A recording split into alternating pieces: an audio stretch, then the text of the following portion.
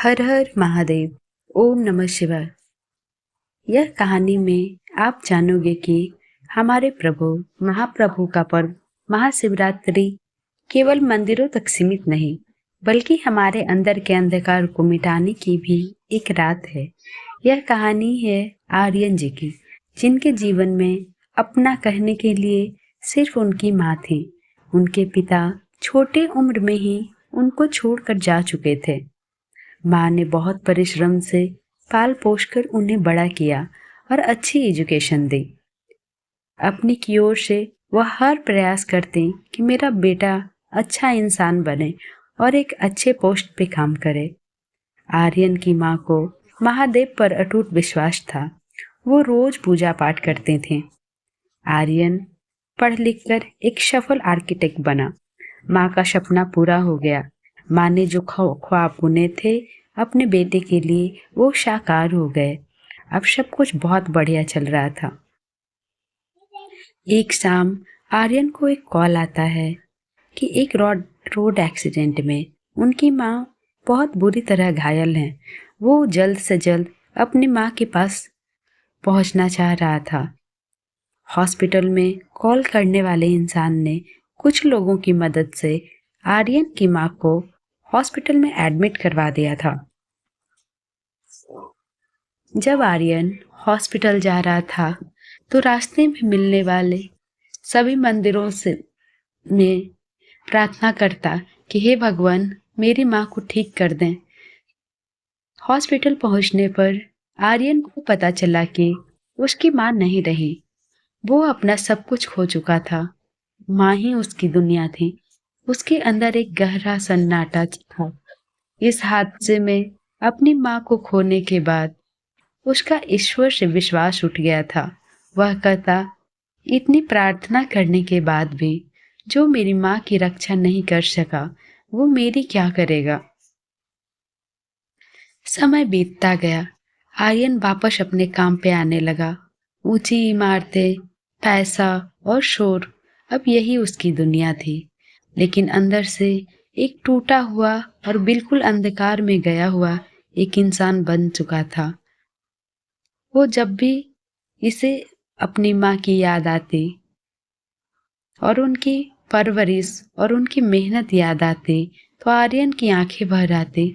सोचता कि माँ ने इतनी परिश्रम से अकेले मेरी सारी जिम्मेदारियां उठाई, पर जब माँ के आराम और खुश रहने के दिन आए तो मेरी माँ नहीं रही। महाशिवरात्रि का दिन था। पूरा शहर, हर मंदिर हर हर महादेव के नाम से गूंज रहा था। आर्यन चिढ़ता हुआ अपने ऑफिस में अकेला बैठा था। अब घर जाने का समय हो रहा था तो आर्यन अपने ऑफिस में ब्लूप्रिंट्स बना रहा था। बाहर बारिश शुरू हो गई। चिड़चिड़ा होकर वह अपनी कार से घर के लिए निकला, लेकिन रास्ते में एक पहाड़ी सड़क पर उसकी गाड़ी खराब हो गई। फोन में सिग्नल ना मिलने के कारण और रात का अंधेरा होने के कारण वो बिल्कुल परेशान हो गया।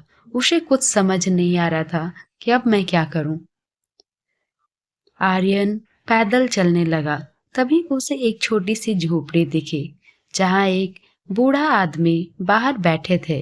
बूढ़े के पास न रोशनी थी न साज सज्जा, बस एक मिट्टी का दिया जल रहा था। आर्यन ने वहां शरण ली। बूढ़ा आदमी एक पत्थर को साफ कर रहे थे। आर्यन ने व्यंग से पूछा, बाबा, आज तो सब बड़े मंदिरों में उत्सव मन रहा है, आप इस अंधेरे में इस पत्थर के पास क्यों बैठे हैं? बूढ़े ने सरलता से मुस्कुराकर जवाब दिया, बेटा, शिव वहां नहीं जहां बहुत रोशनी है। शिव तो वहां है जहां तुम अपने अहंकार को अकेला छोड़ देते हो। आज की रात जागने की रात है, पर बाहर नहीं, अपने भीतर।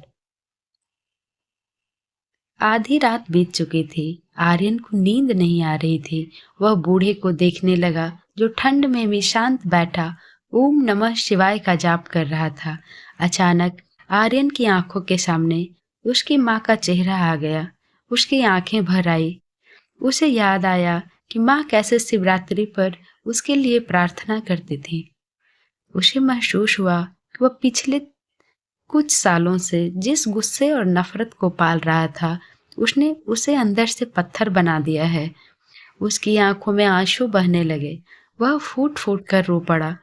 उस एकांत में, उस पहाड़ी झोपड़ी में उसे एहसास हुआ कि महादेव कोई बाहरी मूर्ति नहीं, बल्कि शून्य में जहां पहुंचकर इंसान का दुख खत्म हो जाता है।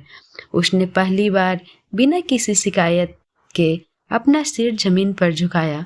उसने उस बूढ़े आदमी के पास रखे एक लोटे को उस पत्थर पर चढ़ा दिया। वह उसका पहला अभिषेक था, पानी से नहीं बल्कि पश्चाताप के आंसुओं से।